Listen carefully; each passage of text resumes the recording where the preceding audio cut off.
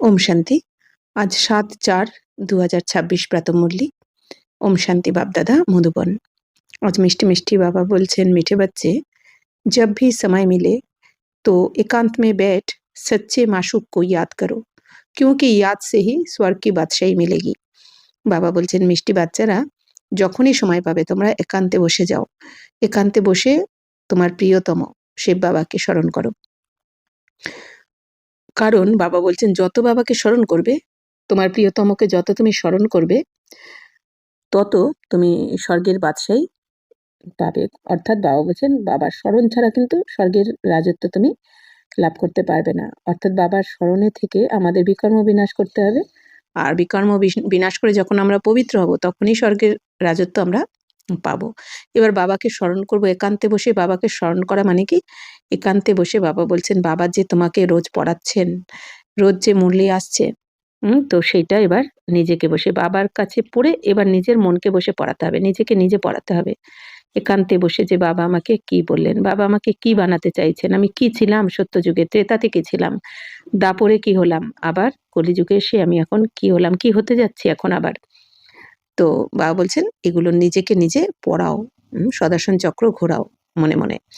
তারপর স্বর্গকে স্মরণ করো, কখনো পরমধামে বসে যাও, একান্তে বসে বাবা বলেন ড্রিল করো, 5 স্বরূপে ড্রিল করো। কখনো পরমধামে আমি আর আমার বাবা বীজরূপ স্থিতিতে টিকে যাও। তো এইভাবে একান্তে বসে বাবা বলছেন বাবাকে স্মরণ করো, তবেই তুমি স্বর্গের রাজত্ব পাবে। প্রশ্ন হচ্ছে বাপ মিলা হে তো কौन सा अलबेलापन समाप्त हो जाना चाहिए। তো বাবাকে পেয়ে গেছো, এখন তোমরা স্বয়ং ভগবানকে পেয়ে গেছো, তাহলে তোমাদের মধ্যে কোন অমনোযোগিতা সমাপ্ত হয়ে যাওয়া উচিত? উত্তর হচ্ছে कई बच्चे अलबेले हो कहते हैं हम तो बाबा के है ही, याद की मेहनत नहीं करते, घड़ी घड़ी याद भूल जाती है, यही है अलबेलापन। বাবা বলছেন এই অমনোযোগিতা মানে কি, যে কখনো কখনো বাচ্চারা অমনোযোগী হয়ে যায় আর বলে দেয় কি যে আমি তো বাবারই, তাহলে এই জন্য আমি তো বাবারই, তার মানে কি আমি তো বাবারই, তো বাবা তো আমার জন্য সব করে দেবেন, কিন্তু তারা স্মরণের পরিশ্রমের জন্য করে না। কিন্তু বাবা বলছেন তুমি যতক্ষণ না করবে, কারণ কর্মের ফলই তো তুমি পাবে, প্রাপ্ত করবে, তো তুমি যতক্ষণ না করবে বাবাও কিন্তু ভাগ্য বানাতে পারবেন না। কিন্তু বাবা বলছেন কি বাচ্চারা তুমি করবে এক কদম, এক কদম বাড়াবে তুমি, আর 1000 কদম বাবা তোমাকে এগিয়ে দেবেন, কিন্তু প্রথম স্টেপটা বাবা বলছেন তোমাকেই নিতে হবে। এইটাই হচ্ছে আমাদের পরিশ্রম। তো বাচ্চারা কি মনে করে বাবা তো আমারই, এই ভেবে পরিশ্রম করে না। এবার যদি বাবার বাচ্চারা যদি বাবা বলছেন এক কদম না বাড়াও, তাহলে বাবাও 1000 কদম বাড়িয়ে কি করে সাহায্য করবেন? তো বাবা বলছেন বাচ্চারা বারবার ভুলে যায় স্মরণ করতে বাবাকে, তো এটাই হচ্ছে অমনোযোগিতা। তো বাবা कहते बच्चे अगर याद में रहो तो अंदर स्थायी खुशी रहेगी। তো বাবা কি বলে দিচ্ছেন যে বাচ্চারা যদি তুমি বাবার স্মরণে থাকো তুমি স্থায়ী খুশি পাবে। যত বেশি সময় বাবার স্মরণে থাকবো তত বাবা বলছেন স্থায়ী খুশি থাকবে, তুমি আত্মা পাওয়ারফুল হয়ে যাবে, শক্তিশালী হয়ে যাবে। কারণ বাবা বলেন খুশি জয়সা খুরাক নেহি তো কিসি ভি প্রকার কা ঘুটকা নেহি আয়েগা। বাবা বলছেন যত বাবাকে স্মরণ করবে তোমার মধ্যে আলস্য আসবে না। तो जैसे बांधेलिया याद से तड़पती है, दिन रात याद करती है, ऐसे तुम्हें भी নিরন্তর ইয়াদ रहनी चाहिए। বা বলছেন যেরকম বাঁধেলি যারা অর্থাৎ ঘর গৃহস্থতে রয়েছে, বন্ধনে রয়েছে, তারা বাবাকে স্মরণ করার জন্য কত ছটপট করে তারা, অর্থাৎ কি কিভাবে তারা সবসময় মনে করে কি করে আমি বাবাকে স্মরণ করব, কাজের মধ্যে থেকেও টাইম বার করতে থাকে। তো তারা দিনরাত স্মরণ করতে থাকে বাবা বলছেন যারা বাঁধেলি রয়েছে। তো এরকম বাবা বলছেন যে তোমাদেরকেও স্মরণ করতে হবে নিরন্তর বাবার স্মরণ, অর্থাৎ কর্ম করতে করতেও যা, আবার কখনো কখনো একান্তে বসেও তো নিরন্তর বাবার স্মরণ, উঠতে বসতে খেতে বাবা কি বলেছে আজকে আমাকে, আমি কোথায় যাচ্ছি, মুরলির শুধু যে পয়েন্টগুলো বাবা বলছেন এগুলোই নিজেকে নিজে বোঝাতে হবে ব্যাস। তো গীত বেজেছে তকদির জাগাকার আয়ু হুঁ, ওম শান্তি। तो बाप ने बच्चों को समझाया है तुम भी कहते हो ओम शांति। তো বাবা এখন বাচ্চাদেরকে তো বুঝিয়েছেন, বাবা যেমন ওম শান্তি বলেন আমরাও বাচ্চারাও বলে দেয় ওম শান্তি। তো বাপ ভি कहते हो ओम शांति অর্থাৎ তুম আত্মায় শান্ত স্বরূপ হো। তো বাবাও কি বলছেন ওম শান্তি মানে কি, ওম শান্তি মানে বাবা বলছেন তোমরা আত্মারা শান্ত স্বরূপ। তো बाप भी शांत स्वरूप है, आत्मा का स्वधर्म शांत है। तो परमात्मा का भी स्वधर्म शांत है। तो आत्मार परमात्मार स्वधर्म হচ্ছে শান্ত। तुम भी शांति धाम में रहने वाले हो। बाबा বলছেন তোমরাও তো শান্তি ধামেরই নিবাসী। तो बाप भी कहते मैं भी वहाँ का रहने वाला हूँ। तुम बच्चे पुनर्जन्म में आते हो, मैं नहीं आता। বাবা বলছেন বাচ্চারা তোমরাও পরম ধামের নিবাসী, শান্তি ধামের, আমিও সেখানকার। কিন্তু তফাৎ হচ্ছে কি তোমরা পুনর্জন্মে আসো, জন্ম মৃত্যুর চক্রে আসো। বাবা বলছেন আর আমি আসি না জন্ম মৃত্যুর চক্রে।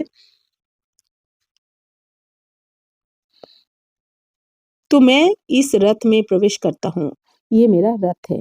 शंकर से अगर पूछेंगे, पूछ तो नहीं सकेंगे, परंतु समझो सूक्ष्म वतन में जाकर कोई पूछे तो कहेंगे ये सूक्ष्म शरीर, ये सूक्ष्म शरीर हमारा है। বাবা বলছেন কি সুন্দর বাবা বলছেন, বাবা বলছেন আমি এই ব্রহ্মার শরীরে প্রবেশ করে আমি তোমাদেরকে জ্ঞান শোনাই, আমার যেহেতু নিজের শরীর নেই। বাবা বলছেন এটা এই জন্য আমার রথ। শিব বাবা বলছেন যে ব্রহ্মা বাবার শরীর হচ্ছে রথ আর বাবা রথী। আর এই দুনিয়া মহাভারতে দেখিয়ে দিয়েছে, কৃষ্ণের রথকে দেখিয়ে দিয়েছে কি ওই ঘোড়ার গাড়ির রথকে। তো বাবা বলছেন শঙ্করকে যদি তোমরা গিয়ে জিজ্ঞাসা করো, যদিও জিজ্ঞেস করতে পারবে না, মানে বাবা বলছেন আগে বলছেন যে যদি জিজ্ঞেস করো, তারপর এটাও বলছেন যদিও জিজ্ঞেস করতে পারবে না, কিন্তু সূক্ষ্মবতনে গিয়ে যদি তোমরা জিজ্ঞেস করো শঙ্করকে, তাহলে কি বলবে যে এটা হচ্ছে আমার সূক্ষ্ম শরীর। শঙ্কর এই কথা বলবে। তো শিব বাবা অর্থাৎ আর শিব বাবার তো কোনো শরীরই নেই। শঙ্কর বাবা বলতে চাইছেন শঙ্কর তো তবু বলবে আমার সূক্ষ্ম শরীর এটা, কিন্তু শিব বাবা কি বলেন আমার আকারী শরীরও নেই, সাকারী শরীরও নেই, অর্থাৎ বাবার সূক্ষ্ম শরীরও নেই। तो शिव बाबा कहते ही हमारा शरीर नहीं है, ये हमने आधार उधार लिया है, क्योंकि मुझे भी कर्मेंद्रियों का आधार चाहिए। तो पहली पहली मुख्य बात समझानी है कि पतित पावन ज्ञान का सागर শ্রীকৃষ্ণ নেই है। বাবা বলছেন বাচ্চারা এইটা আমার শরীর নয়, মানে ব্রহ্মা বাবার শরীরে যে বাবা প্রবেশ করে জ্ঞান শোনাচ্ছেন, বাবা বলছেন এটা আমার শরীর নয়, আমি এটা ধার নিয়েছি। আর এই যে বাবা বলছেন আমি যে ধার নিয়ে যে জ্ঞান শোনাচ্ছি ব্রহ্মা বাবার শরীরকে, তো এই এর ভাড়াও আমাকে দিতে হয়, এর ভাড়াও আমি দিয়ে দেবো। কি দেন? বলছেন বাবা বলছেন যে আমি শ্রীকৃষ্ণ বানিয়ে দিই ব্রহ্মা বাবাকে।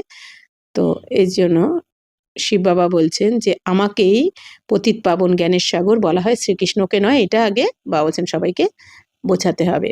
শ্রীকৃষ্ণ सर्व आत्माओं को पतित से पावन नहीं बनाते हैं, वो तो आकर पावन दुनिया में राज्य करते हैं। पहले प्रिंस बनते फिर महाराजा बनते हैं, उनमें भी ये ज्ञान नहीं। বাবা বলছেন যে বাচ্চারা সবাইকে আগে এটা বোঝাও যে শ্রীকৃষ্ণ তো পতিত পাবন নয়, জ্ঞানের সাগর নয়। বাবা বলছেন শ্রীকৃষ্ণের আত্মা পতিতদেরকে পবিত্র বানাতে পারেন না, পতিতদেরকে পবিত্র বানান শিব বাবা। বাবা বলছেন যে শ্রীকৃষ্ণ তো আসবে পবিত্র দুনিয়াতে, সত্যযুগে পবিত্র দুনিয়াতে এসে রাজ্য করেন শ্রীকৃষ্ণ। তো পেহেলে প্রিন্স বানতে, তো শ্রীকৃষ্ণ এসে আগে প্রথমে সত্যযুগের প্রিন্স হবেন মানে রাজকুমার, তারপর মহারাজা হবে বড় হয়ে। তো বাবা বলছেন তার মধ্যে কিন্তু কোনো জ্ঞান থাকবে না, শ্রীকৃষ্ণের আত্মার মধ্যে পরমাত্মারও জ্ঞান থাকবে না, কোনো এই সৃষ্টিচক্রের জ্ঞান থাকবে না, শুধু এইটুখানি জ্ঞান থাকবে আমি আত্মাই শরীর দ্বারা পার্ট প্লে করছি।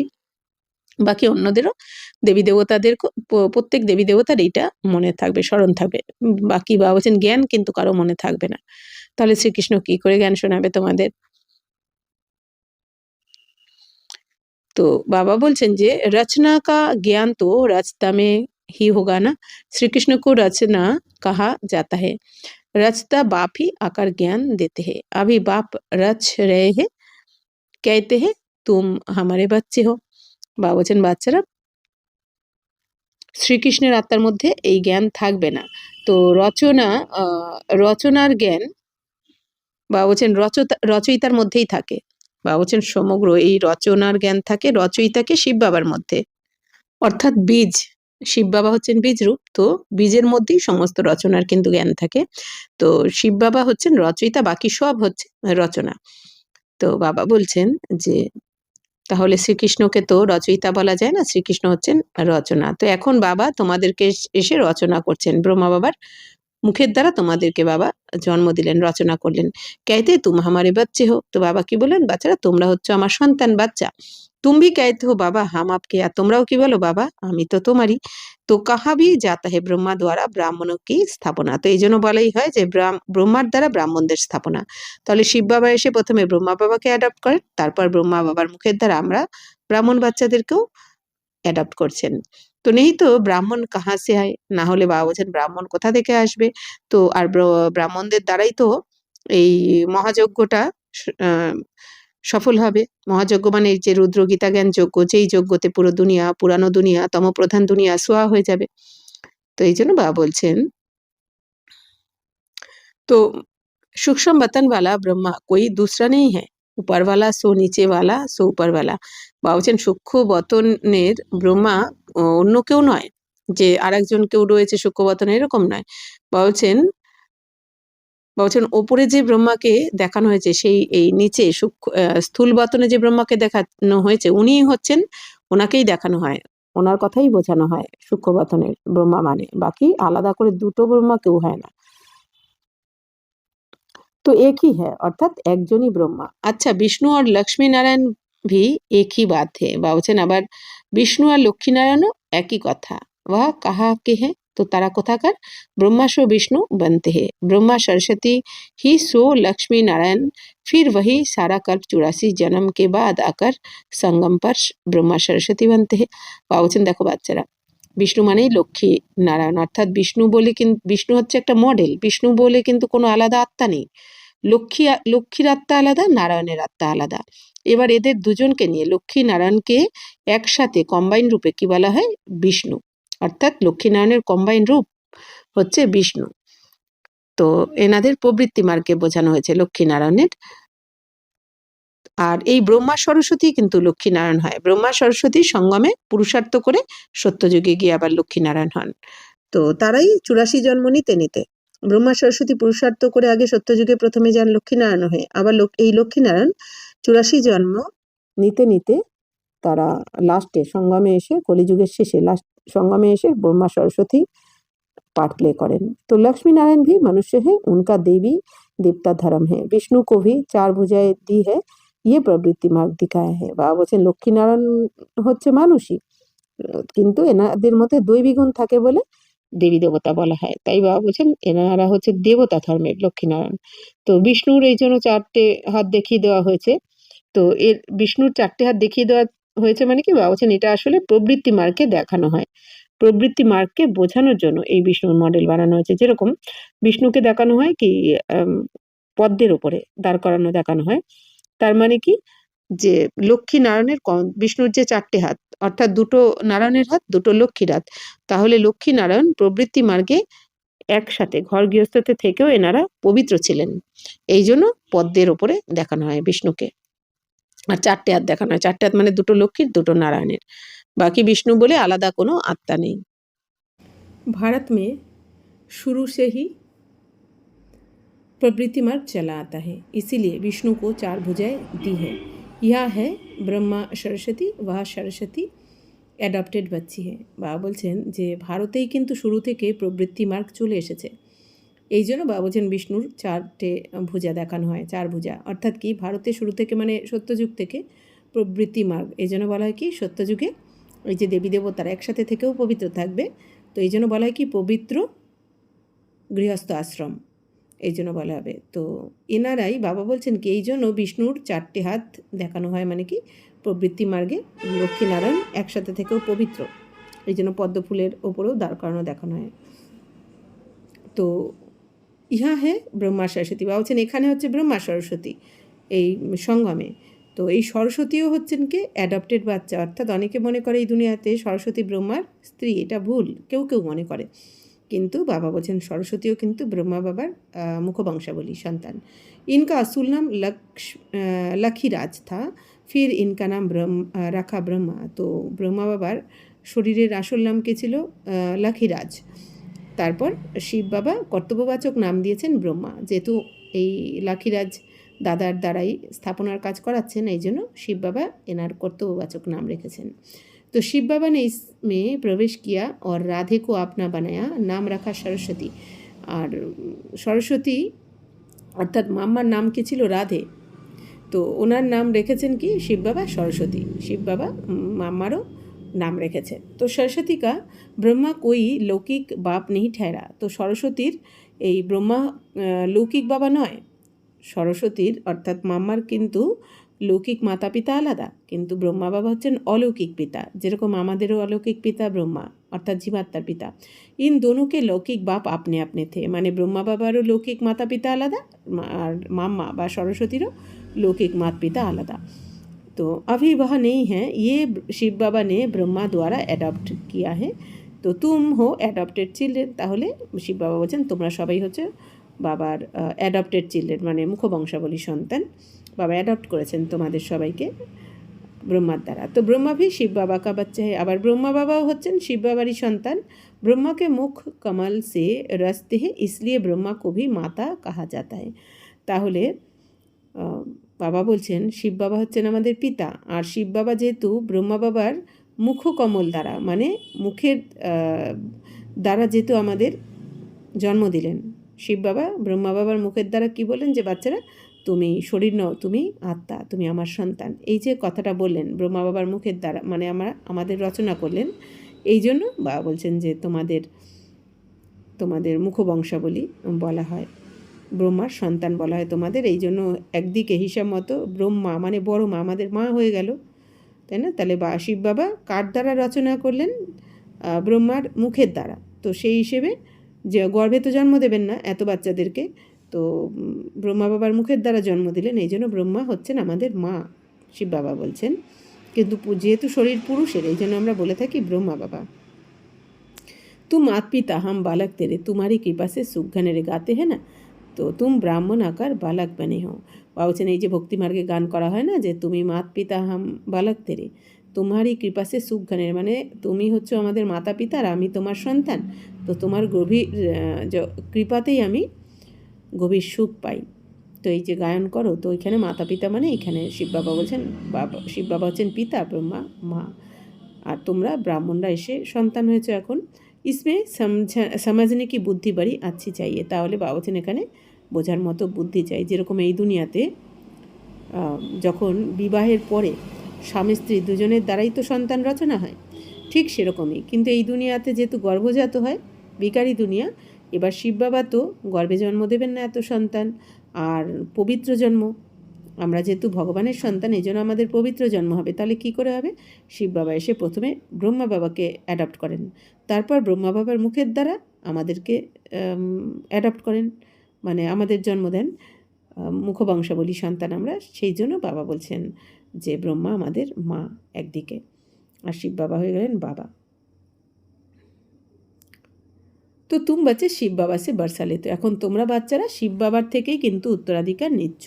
ব্রহ্মা কোই স্বর্গ রচয়িতা বা জ্ঞান সাগর নেই হ্যাঁ, তো ব্রহ্মা বাবা কিন্তু স্বর্গের রচয়িতা নয় বা জ্ঞান সাগর নয়, জ্ঞান সাগর হচ্ছেন শিব বাবা, রচয়িতাও হচ্ছেন শিব বাবাই। তো জ্ঞান কা সাগর একই বাপ হ্যাঁ, তো জ্ঞানের সাগর কিন্তু একমাত্র বাবাই। তো ব্রহ্মা বাবাও হচ্ছেন রচনা, আমরাও হচ্ছি রচনা। তো আত্মা কা বাপ ही ज्ञान का सागर है, आत्मा भी ज्ञान सागर बनती है, परंतु इनको ज्ञान सागर नहीं कहेंगे। বাবা বলছেন বাচ্চারা জ্ঞান সাগর তো শিব বাবাকে বলা হয়, আর তোমরা বাচ্চাদেরকেও জ্ঞান সাগর বলা হয়, কিন্তু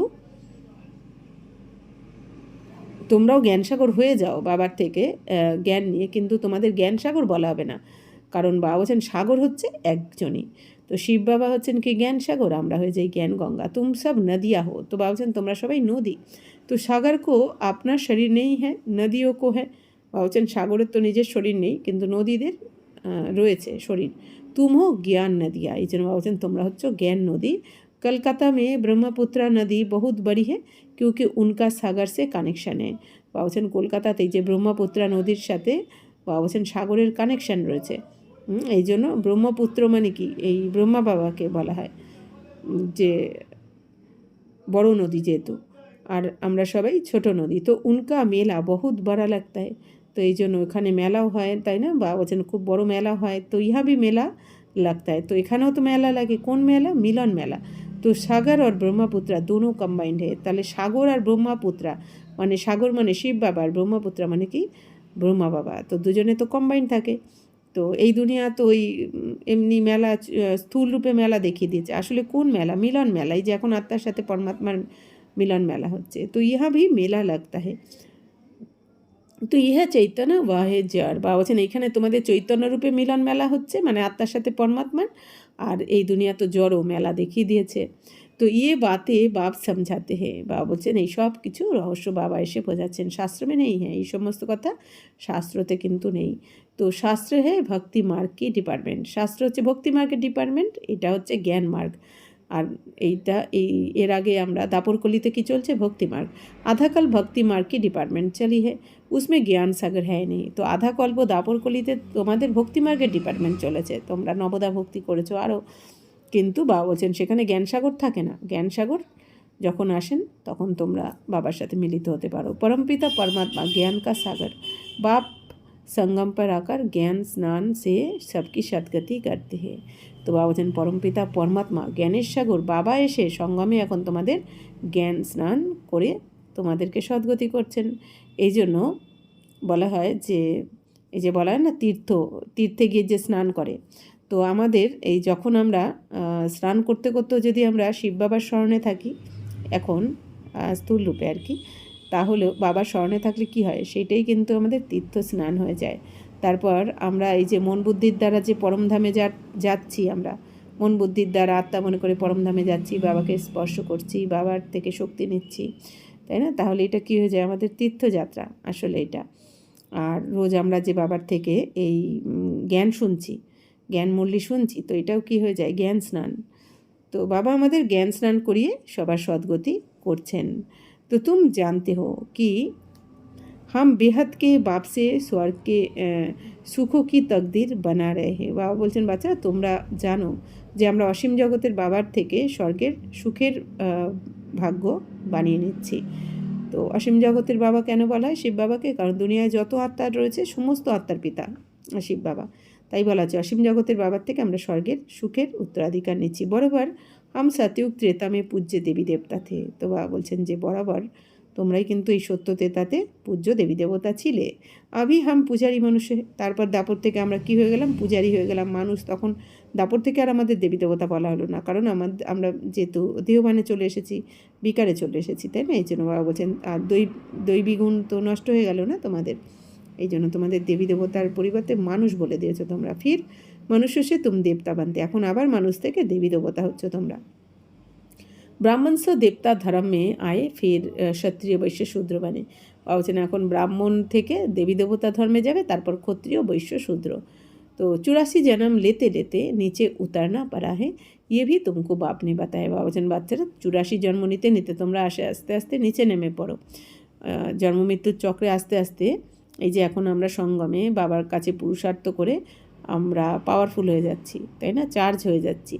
এখন আমরা এই আত্মা শক্তিশালী হয়ে এই যে আমরা যাব আধ্যাত্মিক শক্তি বাবার থেকে নিচ্ছি, জমা হচ্ছে, তারপর যাব সত্যযুগে। তো বাবা বলছেন জন্ম মৃত্যুর চক্রে আস্তে আস্তে বারবার তোমাদের এই আত্মার জ্ঞান গুণ শক্তি আস্তে আস্তে ক্ষয় হতে থাকে, যেহেতু ইউজ হয়। তাই বাবা বলছেন বাচ্চারা তোমরা 84 জন্ম নিতে নিতে আস্তে আস্তে নিচে নেমে পড়ো আত্মার জ্ঞান গুণ শক্তি হারিয়ে। তো ইয়ে ভি তুমকো বাপ নে বাতায়া হে, তো এই সব কিছু বাবা তোমাদের বলেছেন সমস্ত রহস্য। तुम अपने जन्मों को नहीं जानते थे, 84 जन्म भी तुम ही लेते हो, जो पहले पहले आते हैं वही पूरे 84 जन्म लेते हैं। বাবা বলছেন বাচ্চারা তোমরা 84 জন্ম নিয়ে থাকো এই পুরো কল্পতে। তো যে আত্মারা যারা তোমরা বাচ্চারা প্রথমে আসো সত্যযুগের একদম প্রথম জন্মে, তারাই কিন্তু 84 জন্ম নেয়। তো योग से ही खाद निकलती है, योग में ही मेहनत है, भल कोई बच्चे ज्ञान में तीखे है परंतु योग में कच्चे है। বাবা বলছেন বাচ্চারা এই যোগের দ্বারাই কিন্তু তোমাদের এই আত্মার মধ্যে যে খাদ বিকারের খাদ জমা হয়েছে, এই খাদ বেরিয়ে যাবে যোগের দ্বারা। অর্থাৎ যত তোমরা বাবার স্মরণে থাকবে, যত তোমরা বাবার শ্রীমতে চলবে, তো বাবা বলছেন এই জন্য এই যোগেই হচ্ছে পরিশ্রম। বাবা বলছেন জ্ঞান তো অনেক বাচ্চারা এই জ্ঞানে খুব ভালো, তীক্ষ্ণভাবে এগিয়ে যাচ্ছে, কিন্তু যোগেতেই বাচ্চারা কাঁচা হয়ে যায়। অর্থাৎ পালন করা প্র্যাকটিক্যালি জীবনে অ্যাপ্লাই করার ক্ষেত্রে বাচ্চারা দের কাছে কঠিন হয়ে যায়। না হলে বাবা বলছেন জ্ঞান হচ্ছে থিওরি, জ্ঞান থিওরি পড়ছো শুনছো সোজা লাগছে, কিন্তু যখন জীবনে অ্যাপ্লাই করার ব্যাপার আসছে, তাই না, তখনই কঠিন হয়ে যাচ্ছে তোমাদের কাছে। তো बांध लिया योग में छूटे लियो से भी अच्छी है। তো वह तो শিব বাবা से मिलने के लिए রাত দিন তড়পती है। বা বলছেন বাঁধিলিরা তো সব থেকে ভালো হয়, মানে পুরুষার্থের দিক থেকে যোগেতে। বাবা বলছেন শিব বাবার সাথে মিলন মানানোর জন্য তারা রাত দিন বা বলছেন ছটফট করতে থাকে যে কখন আমরা একটু বাবার সাথে যোগে বসবো, কখন বাবা মিলন করতে যাবো। তুম মিলে হো তো তুমকো কাহা যাতা হে ইয়াদ করো তো তুম ঘড়ি ঘড়ি ভুল যাতে হো। বাবা বলছেন বাচ্চারা যারা বাঁধেলি তারা বাবার সাথে মিলন করার জন্য ছটফট করে, তারা বাবা মিলন করতে চায়। আর তোমরা তো বাবা মিলন করছো, মানে যারা মধুবনে রয়েছে তাদের বাবা বলছেন যে তোমাদেরকে এখন বাবা বলছেন স্মরণ করো তো তোমরা ক্ষণে ক্ষণে ভুলে যাও। তো তুমকো তুফান বহুত আতে হে, তো বাবা বলছেন তোমাদের তুফান অর্থাৎ পরিস্থিতি অনেক বেশি আসে তোমাদের। ওয়া ইয়াদ মে তরপতি, আর তারা এদিকে ছটপট করছে স্মরণে। তুম তরপতে নেই হো, আর তোমরা তো কোনো, বাবা বলছেন তোমাদের তো বাবার সাথে মিলন মানানোর সেই যে উৎসাহ সেটা দেখা যায় না। উনোকা ঘর ব্যাঠে ভি উঁচ পদ হো যাতা, এই জন্য বাবা বলছেন যারা বাঁধেলি, যারা ঘর গৃহস্থতে রয়েছে অর্থাৎ যারা সেন্টারে বা মধুবনে নেই, বাবা বলছেন তারাও কিন্তু উঁচু পদ পেয়ে যায় পুরুষার্থ করে। तुम बच्चे जानते हो बाबा की याद में रहने से हमको स्वर्ग की बादशाही मिलेगी। তো তোমরা বাচ্চারা জানো যে বাবার স্মরণে থাকলেই তো আমরা স্বর্গের বাদশাহী পাবো। তো जैसे बच्चा गर्भ से निकलने के लिए तड़पता है, वैसे बांधेलिया तड़पते तड़पते पुकारती है शिव बाबा इस बंधन से निकालो। বাবা বলছেন যেমন বাচ্চারা গর্ভ থেকে বেরোনোর জন্য ছটফট করে, কারণ গর্ভ জেলে তো থাকতে চায় না বাচ্চারা, তেমনি বাবা বলছেন বাঁধেলিরাও তারাও ছটপট করতে থাকে, ডাকতে থাকে যে বাবা শিব বাবা আমাদের এই বন্ধন থেকে বার করো, তুমি তোমার কাছে নিয়ে চলো। দিন রাত ইয়াদ করতে, তারা দিন রাত বাবাকে স্মরণ করে। তুমকো বাপ মিলা হে তো তুম মালবেলে বান পারে, আর তোমরা তো বাবাকে পেয়ে গেছো তো তোমরা অমনোযোগী হয়ে যাও। হাম বাবাকে বাচ্চে হে, তোমরা কি মনে করো আমরা তো বাবারই বাচ্চা। হাম ইয়ে শরীর ছোট যায় প্রিন্স বানেঙ্গে, ইয়ে আন্দার স্থায়ী খুশি रहनी चाहिए। বাবা বলছেন আমরা এই শরীর ত্যাগ করে বাবার সাথে মিলিত হব এখন। এরপর পরমধাম থেকে আমরা সত্যযুগে গিয়ে প্রিন্সেস হব, রাজকুমার রাজকুমারী হব। বাবা বলছেন এই খুশি যেন তোমাদের সবসময় থাকে যেন স্থায়ী রূপে। পরন্তু মায়া ইয়াদ রাখনে নেই দেতি, বাবা বলছেন তোমাদের স্থায়ী খুশি তো থাকা উচিত, কিন্তু মায়া তোমাদের স্মরণে থাকতে দেয় না। কোনো না কোনো বিকার তোমাদের সামনে ডিস্টার্ব করতে থাকে, এসে যায়। তো ইয়াদ সে খুশি মেয়ে বহুত রেঙ্গে, বলছেন অথচ বাবার স্মরণে যত থাকবে ততই খুশি তোমার বাড়বে। ইয়াদ নেই করেঙ্গে তো ঘুটকা খাতে রেঙ্গে, আর বলছেন যদি স্মরণ না করো তাহলে বিভ্রান্ত হয়ে পড়বে। আধাকাল তুমনে রাবণ রাজ্যে মেয়ে দুঃখ দেখা হে, অকালে মৃত্যু হোতা আয়া হে, দুঃখ তো হ্যাঁ হ্যাঁ। বাবা বলছেন বাচ্চারা তো भल कितना भी साहूकार हो दुख तो होता है, अकाले मृत्यु हो जाती है। বাবা বলছেন বাচ্চারা দেখো আধা কল্প দাপর কলিতে তোমরা রাবণ রাজ্যতে দুঃখ পেয়ে এসেছো, আর এখানে অকাল মৃত্যু হতে থাকে, তাই না?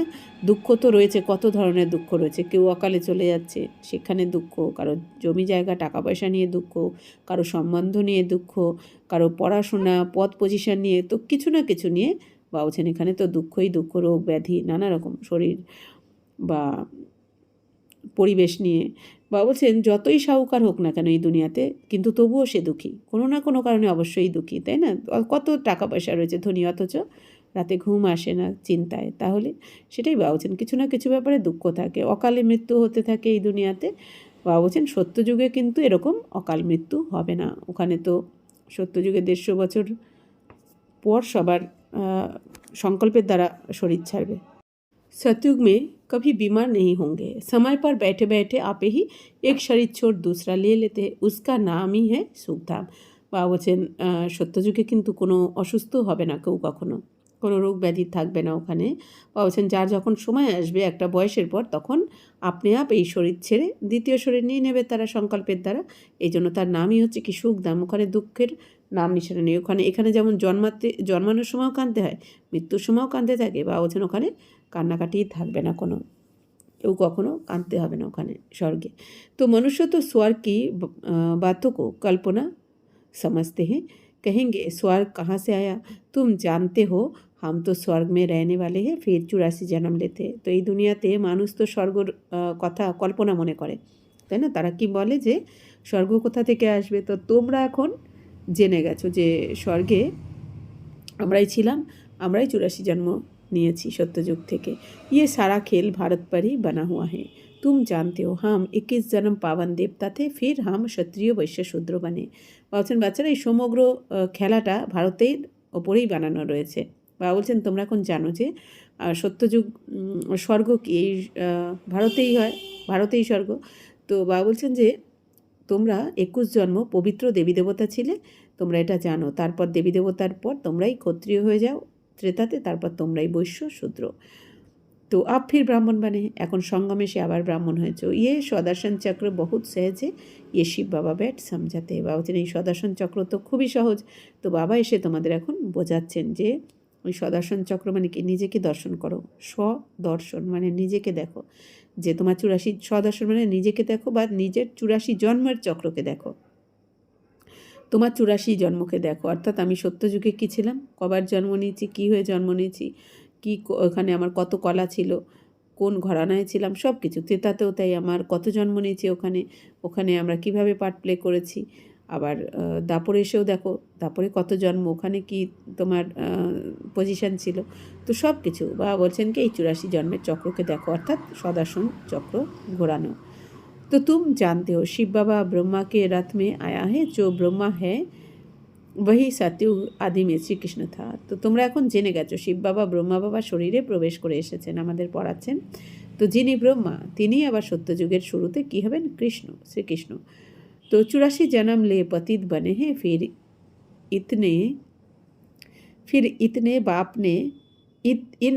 फिर इनमें बाप ने प्रवेश कर অ্যাডাপ্ট কিয়া হে। বাবা বলছেন যে 84 জন্ম নিয়ে ইনি পতিত যখন হয়েছেন, মানে ব্রহ্মা বাবার আত্মা লাস্ট জন্মে, তখন এনার শরীরে প্রবেশ করে শিব বাবা অ্যাডাপ্ট করেন।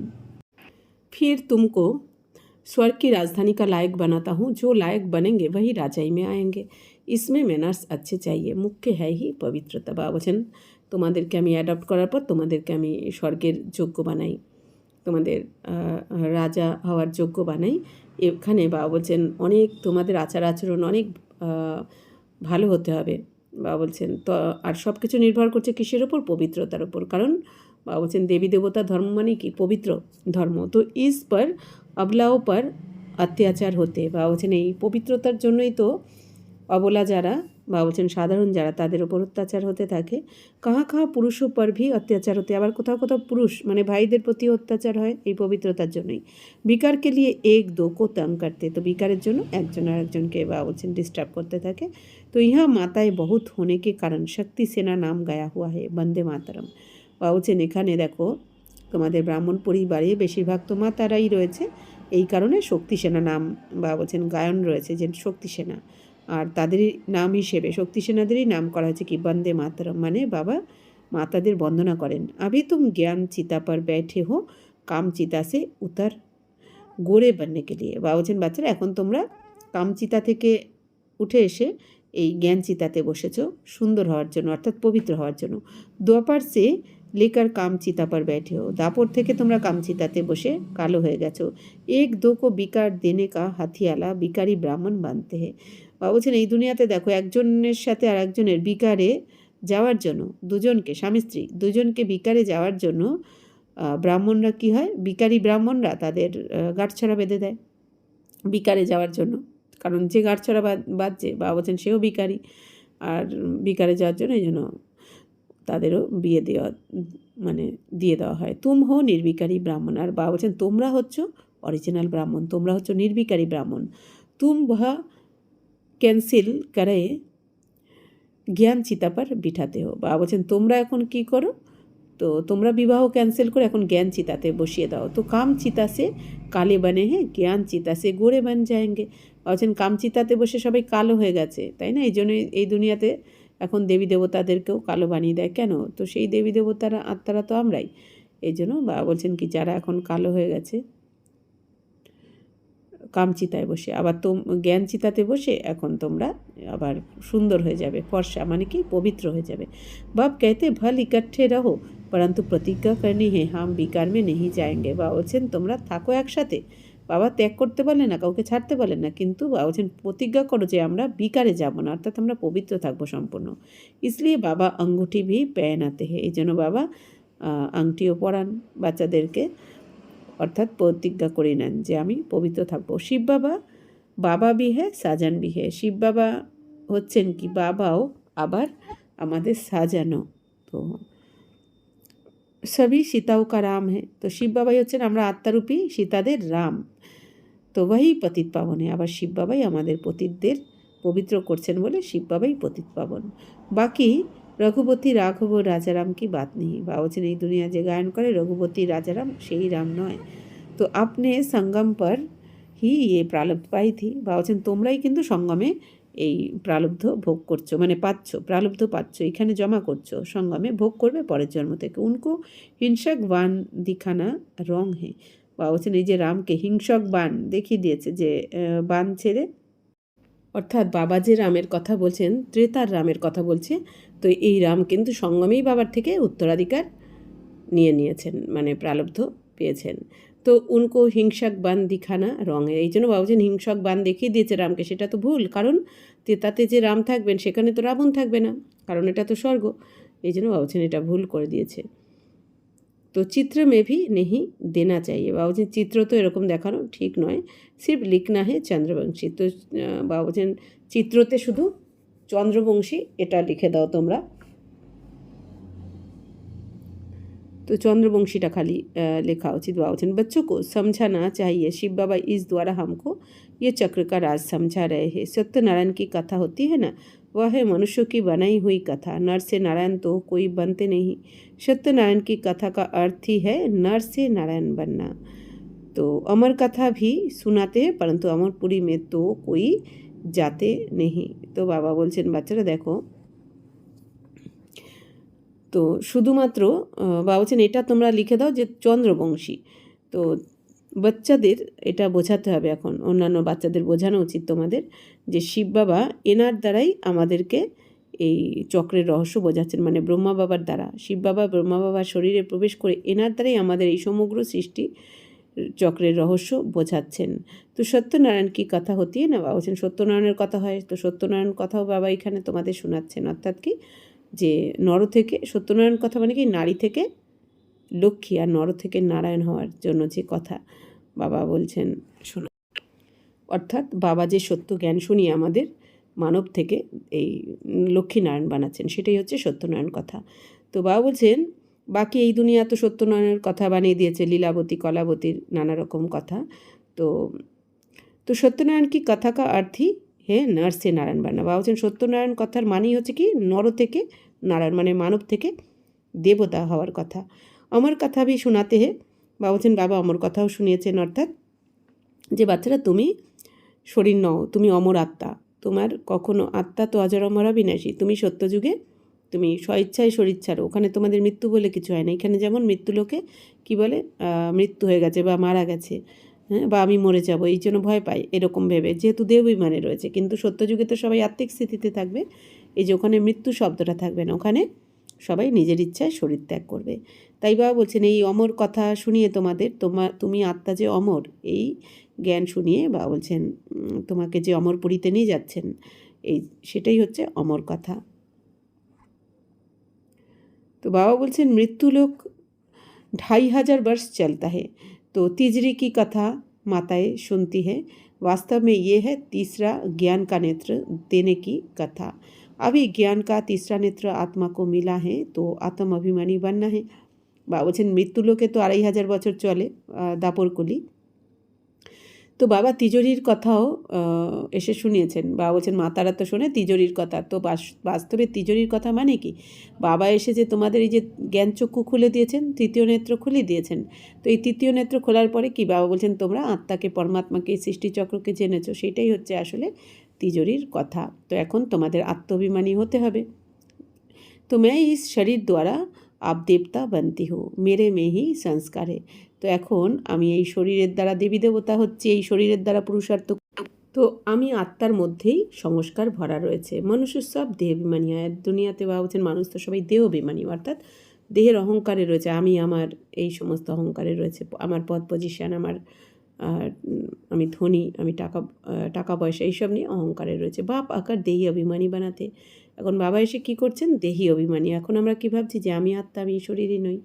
আর আমার সাথে যারা রয়েছে, চারদিকে আমি যাদের দেখছি তারাও আত্মা, শরীরের দ্বারা পার্ট প্লে করছে।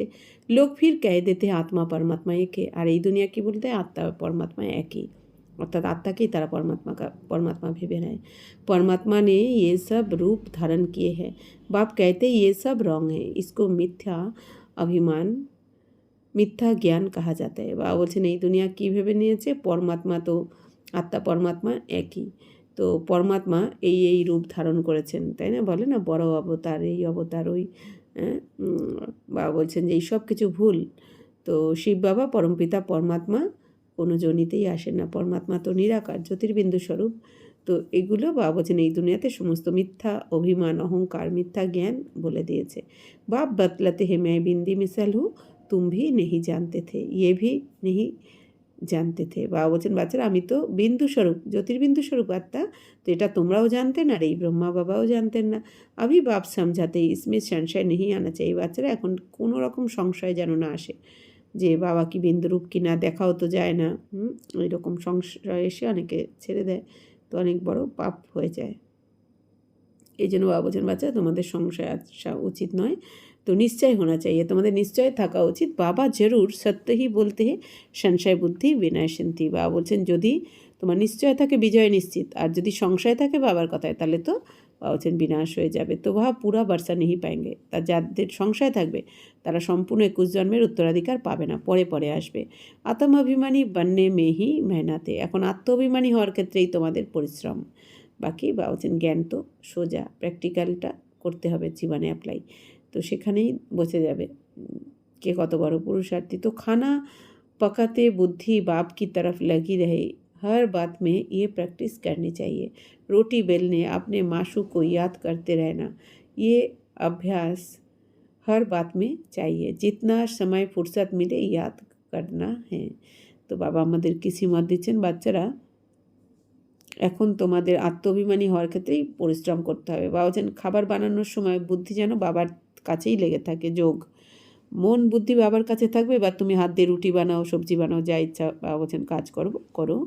তো প্রত্যেক ব্যাপারে বাবা বলছেন যেন প্র্যাকটিস চাই, প্র্যাকটিস করতে হবে, উঠতে বসতে খেতে স্নান করতে কোথাও যেতে, হ্যাঁ সবসময় বাবাকে আহ্বান, সবসময় বাবার সাথে কথা বলতে বলতে। বলছেন রুটি বেলার সময় মাসুককে মানে প্রিয়তমকে স্মরণ করতে হবে, ইয়ে অভ্যাস বলছেন এই অভ্যাস সব কথাতেই করতে হবে, অর্থাৎ বাবাকে সবসময় আহ্বান করে বাবার সাথে কথা বলতে বলতে তোমরা কর্ম করো। তো খানা পকাতে বুদ্ধি বাপ কি তরফ লাগি রহে, হর বাত মে ইয়ে প্র্যাকটিস করনি চাইয়ে। বাবা বলছেন বাচ্চারা খাবার বানানোর সময় সব সময় বাবার দিকে যেন মন বুদ্ধি থাকে, তো আপনি মাসুককে ইয়াদ করতে रहना, ইয়ে অভ্যাস হর বাত মে চাইয়ে। বাবা বলছেন নিজের প্রিয়তমকে সব সময় স্মরণ করতে থাকো, কারণ এখন যে পরিস্থিতি আছে বাবা বলছেন তীব্র পুরুষার্থ করতে হবে। জিতনা সময় ফুরসত মিলে ইয়াদ করনা হয়, বাবা বলছেন যত সময় তুমি ফ্রি থাকো, যদি কোনো বাবা বলছেন তুমি চাকরি ব্যবসা যাই করো না কেন, যখনই তুমি ফ্রি থাকবে বাবাকে স্মরণ করতে বসে পড়ো। ইয়াদ সেহি তুম শতপ্রধান বনেঙ্গে। বাবা বলছেন এই স্মরণের যাত্রাতে থেকেই তুমি পবিত্র হবে। 8 ঘন্টা কর্মকে লিয়ে ছুটি হয়। বাবা বলছেন 8 ঘন্টা তো কাজ করার জন্য বাবা ছুটি দিয়েছেন, বাকি সময় বাবা বলছেন স্মরণে থাকো বাবার। तो बीच में भी एकांत में जाकर बैठना चाहिए, तुम्हें सबको बाप का परिचय भी सुनाना है। বাবা বলছেন বাচ্চা তোমাদের সবাইকে এখন বাবার পরিচয় শোনাতে হবে। तो आज नहीं सुनेंगे तो कल सुनेंगे, बाप स्वर्ग स्थापन करते हैं, हम स्वर्ग में थे अभी फिर नर्कবাসী हुए हैं। বাবা বলছেন আজ না শুনুক কাল শুনবেই তারা, এই জন্য বাবা বলছেন তোমরা সেবা করতে থাকো। এমন নয় যে একে তো একবার আমি পরিচয় দিচ্ছি, একে তো একবার লিফলেট দিচ্ছি, এ তো শোনেই না, তাকে আর দেবো না আর বলবো না, তা নয়। কিছু দিন পর পর বা কয়েক সপ্তাহ পর পর তাকে নক করতে থাকতে হবে, কারণ বাবা বলেই দিচ্ছেন আজ নয় তো কাল শুনতেই হবে সবাইকে। তো বাবা এখন স্বর্গ স্থাপন করছেন, আমরা স্বর্গতে ছিলাম, এখন তো নরকবাসী হয়ে গেছে, এই জ্ঞান বোঝাও সবাইকে এইভাবে। আব ফির বাপ সে বর্ষা মিলনা চাইয়ে, এখন বাবার থেকে আবার উত্তরাধিকার পাওয়া উচিত তোমাদের। তো ভারতবাসীও কহি সমঝাতে, বাবা বলছেন ভারতবাসীদেরকেই বসে বাবা বোঝান এখন। তো বাপ আতে ভি ভারত মে হি হ্যাঁ, আর বাবা আসেনও ভারতেই, এই জন্য ভারতবাসীদেরই বাবা জ্ঞান শোনাবেন, কারণ বাবা জানেন ভারতেই স্বর্গ ভারতেই নরক, বাকি দুনিয়া পুরো দুনিয়াই নরক।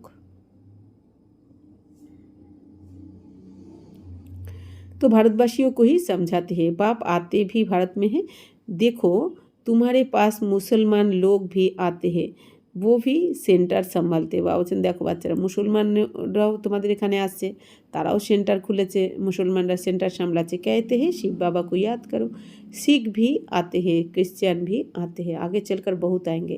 বা বলছেন দেখো বাচ্চারা, এখন মুসলমানরাও এসে গেছে, আবার শিখ ধর্মের যারা তারাও আসছে, ক্রিশ্চিয়ানরাও আসছে, কিন্তু যতদিন যাবে বা বলছেন আরও সবাই আসতে থাকবে, যেই ধর্মেরই হোক না কেন। কারণ বাবা বলছেন এই আওয়াজ ছড়িয়ে পড়বে যে ভগবান এসে স্বর্গ স্থাপন করছেন ব্রহ্মা কুমার কুমারীদের দ্বারা। तो ये ज्ञान सबके लिए है, क्योंकि ये है ही सहज याद और सहज वर्षा पान बाप का। বাবা বলছেন এই জ্ঞান কিন্তু সবার জন্য, কারণ এটা হচ্ছে সহজ স্মরণ। বাবা বলছেন কারণ এখানে কঠিন কিছু না। এই দুনিয়াতে সন্ন্যাসীরা যেমন এই হঠযোগী যারা সন্ন্যাসী, তাদের ওই যোগ করতে গেলেও তো কত কষ্ট, কিন্তু এটা তো সহজ স্মরণ। খালি আত্মা মনে করে বাবাকে স্মরণ করতে হবে, বাকি তুমি যে কোনো কর্মই করো, মানে হাত কর্ম করতে করতে বাবা বলছেন বাবাকে স্মরণ করতে হবে। तो अभी भारत पर राहु का ग्रहण है, फिर बृहस्पति की दशा शुरू होगी 21 जन्म के लिए। বাবা বলছেন বাচ্চারা, এখন তো ভারতের ওপর রাহুর গ্রহণ লেগেছে, অর্থাৎ রাহুর গ্রহণ লাগা মানে কি, বাবা বলছেন এই যে 5 বিকারে সবাই পরিপূর্ণ। তো বাবা বলছেন যদিও বৃহস্পতির দশা শুরু হয়েছে, এই জন্য বাবা বলছেন 21 জন্মের জন্য তোমাদের এই বৃহস্পতির দশা লেগেছে। অর্থাৎ বৃহস্পতি মানে কি, গুরুকে বলা হয়। তো গুরুর দশা মানে কি, গুরুর প্রভাব, অর্থাৎ শিব বাবার প্রভাব যেহেতু এখন আমাদের ওপর পড়ছে, এই জন্য 21 জন্মের জন্য আমরা ওইখানে স্বর্গের মালিক হয়ে যাচ্ছি। তো পেলে হতি হ্যাঁ বৃহস্পতি কি দশা, ফির চক্র কি দশা। বাবা বলছেন প্রথমে তো বৃহস্পতির দশা তোমাদের ওপর লাগে, যেমন এখন, তাই না, বৃহস্পতির দশা লাগে বলেই আমরা স্বর্গের রাজা রানী হতে পারি। এরপর বাবা বলছেন চক্রের দশা, 84 জন্মের চক্রের। सूर्यवंशियों पर बृहस्पति की दशा चंद्रवंशियों पर चक्र की दशा कहेंगे। বা বলছেন সূর্যবংশীতে যারা আসবে তাদেরকে বৃহস্পতির দশা বা চন্দ্রবংশীতে চক্রের দশা এইভাবে বলা হবে। ফির दशा कमती होती जाती है।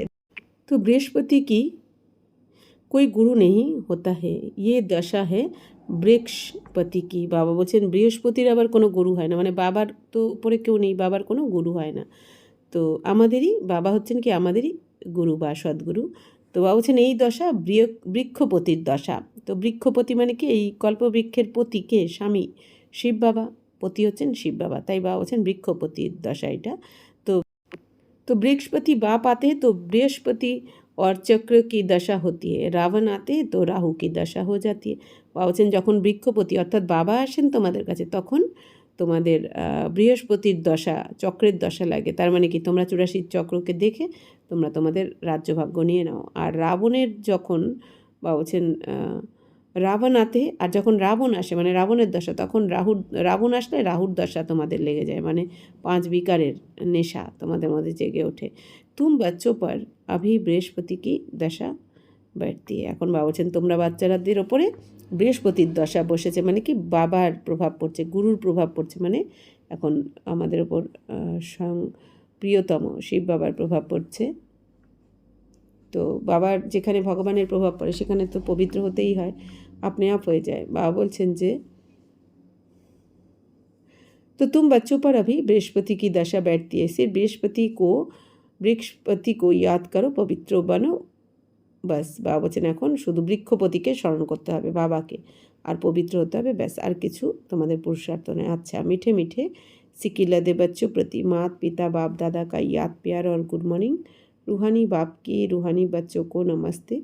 हम रूहानी बच्चों की रूहानी मात पिता बाप दादा को याद प्यार गुड मॉर्निंग और नमस्ते नमस्ते नमस्ते। थैंक यू बाबा, शुक्रिया। धारणा के लिए मुख्य सार, हर कार्य करते हुए आत्म अभिमानी बनने की प्रैक्टिस करनी है, देह का अहंकार समाप्त हो जाए इसके लिए ही मेहनत करनी है। বাবা বলছেন যে কোনো কাজ করো আত্ম অভিমানী হওয়ার প্র্যাকটিস করো, আর দেহের অহংকার যেন সমাপ্ত হয়ে যায়, এই দেহের দুনিয়ার যেন স্মরণেই না আসে, তো এতটা পরিশ্রম করতে হবে। सतयुगी राजाई के लायक बनने के लिए अपने मैनर्स रॉयल बनाने हैं, पवित्रता ही सबसे ऊंची चलन है, पवित्र बनने से ही पवित्र দুনিয়াকে মালিক বানেঙ্গে। বাবা বলছেন সত্যযুগী রাজ্যের যোগ্য হওয়ার জন্য তোমাদের ম্যানার্সকে রয়্যাল রাজকীয় বানাতে হবে, তো স্বভাব আচার আচরণকে।